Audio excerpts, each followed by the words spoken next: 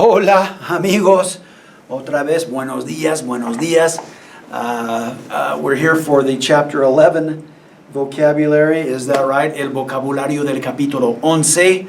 Estamos en el libro, estamos en la página 314. En la página 314, 314, we're going to review the vocabulary for chapter 11. A little bit longer list this time, one of the longer lists this semester. So let's get right into it. Let me remind you of the cognates. We've got a few cognates there, and again, these cognates, the Spanish words look and sound an awful lot like their English counterparts, so very easy to determine these cognates. So be mindful of those. Anyway, let's start with the nouns. Okay, let's start with the nouns, los nombres. ¿Cómo se dice plane en español? El avión. El avión, muy bien. How about ship? El barco. El barco, this would be like a cruise ship, a big ship, right? Beso, el beso. We know that word. I think that word's come up. Kiss, right? El beso, el beso. How about a forest or jungle? La selva o el bosque. El bosque, to me, in my mind, and I think most Spanish speakers, el bosque would be a forest, like with pine trees. La selva would be more the forest, like a jungle forest, okay? Let's see, how about co-worker? ¿Cómo se dice co-worker en español? El compañero de trabajo, or if it's a female co-worker, la compañera de trabajo. That word compañero, compañera, companion, or in this sense, you know, you can use that word for like co-worker, compañero de trabajo, companion of the workplace or co-worker. You can also use that word if compañero de trabajo is a co-worker. What do you suppose a compañero de clase is? Yeah, a classmate, a companion of the class or classmate, compañero de clase, right? So you can use that word compañero for mate or co-whatever, right? El compañero de trabajo, co-worker. El compañero de clase, a classmate, right? Muy bien. ¿Cómo se dice stopover? Like a layover for a flight. La escala. La escala. Muy bien. Lodging. ¿Cómo se dice lodging? El hospedaje. El hospedaje. Moon. You probably knew the word luna as moon, la luna. Honeymoon, la luna de miel. Literally the moon of honey. I'm not sure where this idea of honeymoon as it relates to, you know, having recently been married and you go off on your honeymoon. I don't know how the words honey and moon got together, but they're the exact replicas in Espanol. La luna de miel, literally the moon of honey. La luna de miel, honeymoon. Okay. Let's see. Godfather, el padrino, el padrino. Godmother, la madrina. That's not there on the list. I don't know why we left godmother off of there, but anyway, Godfather, el padrino. Godmother, la madrina, la madrina. Let's see. How about a ticket? El pasaje o el billete. Remember, this is not the kind of ticket that a police officer might give you. A fine, we learned that a couple of chapters ago. La multa, la multa. This would be the kind of ticket you purchase for a flight. El pasaje o el billete. A one-way ticket, el pasaje de ida, going. El pasaje de ida y vuelta, going and coming, would be your round trip ticket. Okay, muy bien. How about fiancé? El prometido. Fiancé, I believe that's a French word we've kind of adopted into English. El prometido o la prometida, your promised one, right? El prometido, fiancé, or la prometida, if it's the woman, right? Let's see. Train. El tren. El tren, since we're talking about a variety of forms of transportation. And then el vuelo, the flight. El vuelo. Look at some of the verbs. ¿Cómo se dice to approach? Acercarse. Acercarse. Again, that verb is used reflexively. We learned how to conjugate reflexive verbs a couple of chapters ago. How about to advise or to give advice? Aconsejar, to counsel or to give advice. Aconsejar. Muy bien. Look at the top of the next page. To get married. Casarse. Casarse. Muy bien, muy bien.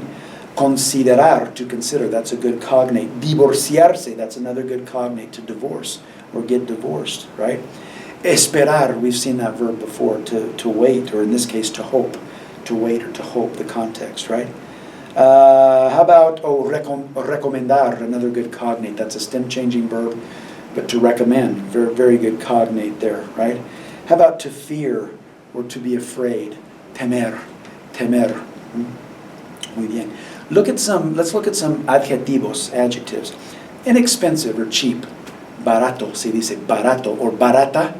We can use these words femininely. Remember, adjectives can be used femininely or masculinely, depending, right? How about dear? Querido. This would be a term of endearment, like my dear wife, mi querida esposa, or my dear little old grandmother, mi querida abuelita, right?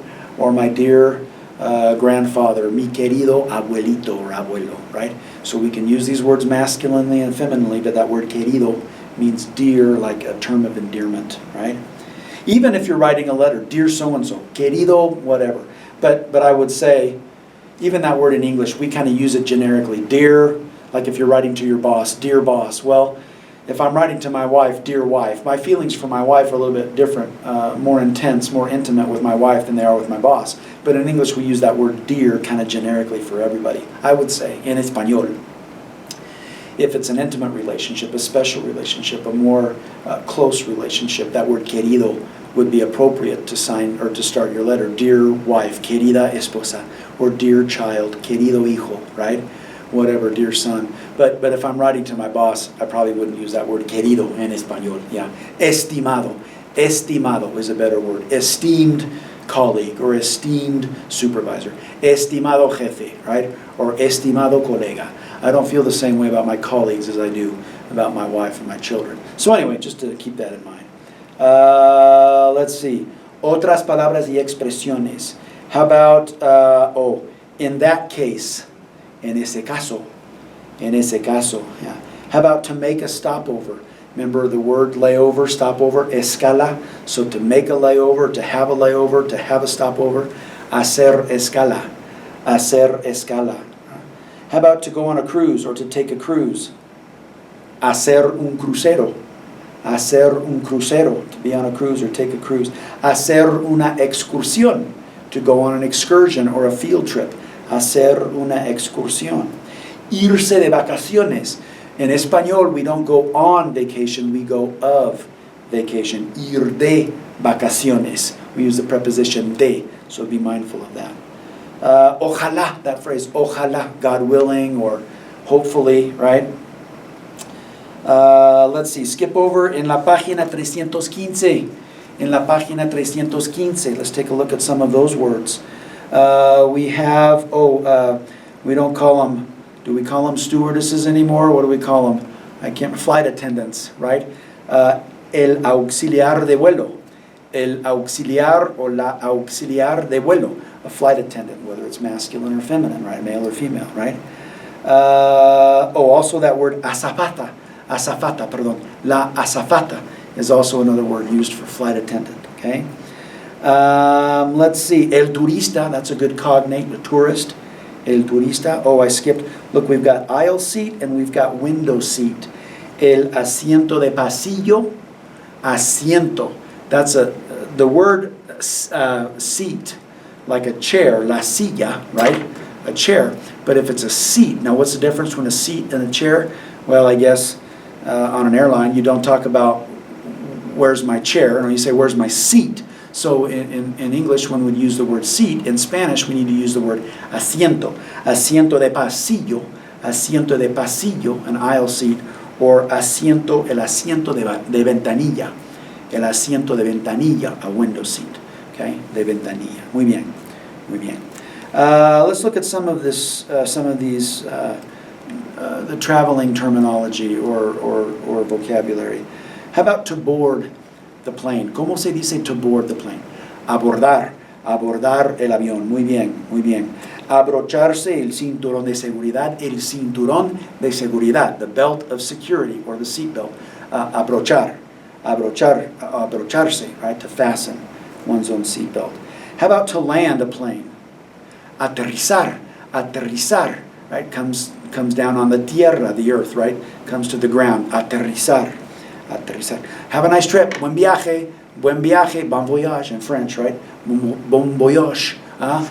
Buen viaje in Espanol. Good trip, have a good trip. How about to take off in a plane? Despegar. Despegar el avión, the plane takes off, or aterrizar, el avión aterriza or lands, right? Anyway, the difference there. How about, a row? ¿Cómo se dice row en español? La fila. And this would be the kind of row you sit in, not rowing a boat, but like a row of seats. La fila, la fila. An arrival. Like when your flight arrives, the arrival. Se dice la llegada, la llegada. Okay, muy bien.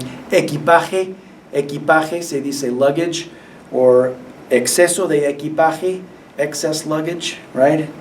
How about, to stand in line? ¿Cómo se dice to stand in line? Ponerse en la cola. Ponerse en la cola. I never really got that one. The word la cola, cola means tail, like a monkey's tail or an animal's tail. And so maybe if you think of standing in a line in terms of an animal's tail, kind of winding, the line winds here and there, maybe. But la cola, depending on the context, either means an animal's tail or a line that you're standing in, right? First class, la primera clase, la primera clase. Tourist class, la clase turista, la clase turista. Muy bien, muy bien. Anyway, there's some good vocabulary words. Spend time with those, become experts with these words. As always, the sooner you learn them, the better, the more you can use them in everyday conversation. So that'll do it. El vocabulario del capítulo 11. Muchísimas gracias. Hasta la próxima. Chao.